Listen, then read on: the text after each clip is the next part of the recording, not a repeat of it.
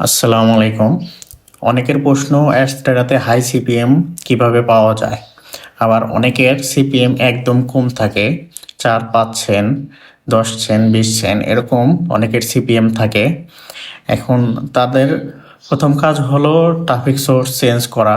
কারণ ব্যাড ট্রাফিকের জন্য অর্থাৎ লো কোয়ালিটির ট্রাফিকের জন্য সিপিএম এত কম থাকে। যাদের ট্রাফিক ভালো, ট্রাফিক সোর্স ভালো তাদের সিপিএম অবশ্যই বেশি থাকবে।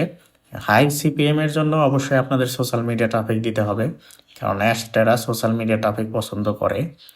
সোশ্যাল মিডিয়া ট্রাফিক বলতে ফেসবুক, পিন্টারেস্ট, কোরা এই ধরনের যেসব সোশ্যাল মিডিয়া আছে এগুলো থেকে আপনারা ট্রাফিক সেন্ড করতে পারেন অ্যাশটেরাতে।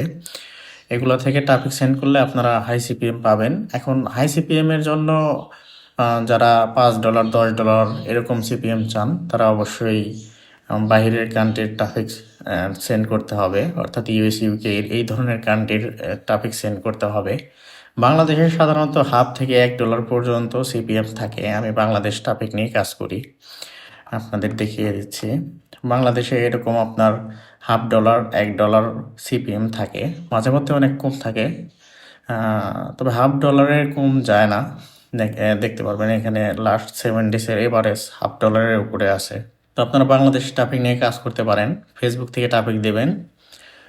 ডিরেক্ট লিঙ্কে লো কোয়ালিটির ট্রাফিক দিলে সিপিএম অনেক কম থাকে। হাই কোয়ালিটির ট্রাফিকের আরেকটা সিস্টেম হচ্ছে, অনেকেই বলে আইপি ট্রাফিক সেন্ড করতে, অর্থাৎ আইপি দিয়ে ক্লিক করতে। এগুলো করলে আপনার অ্যাকাউন্ট ব্যান হয়ে যাবে। আরেকটা যেটা লিগ্যাল প্রসেস সেটা হলো আপনার ডিরেক্ট লিঙ্কের মাধ্যমে যদি কেউ সাইন আপ করে তাহলে আপনারা হাই সিপিএম পাবেন।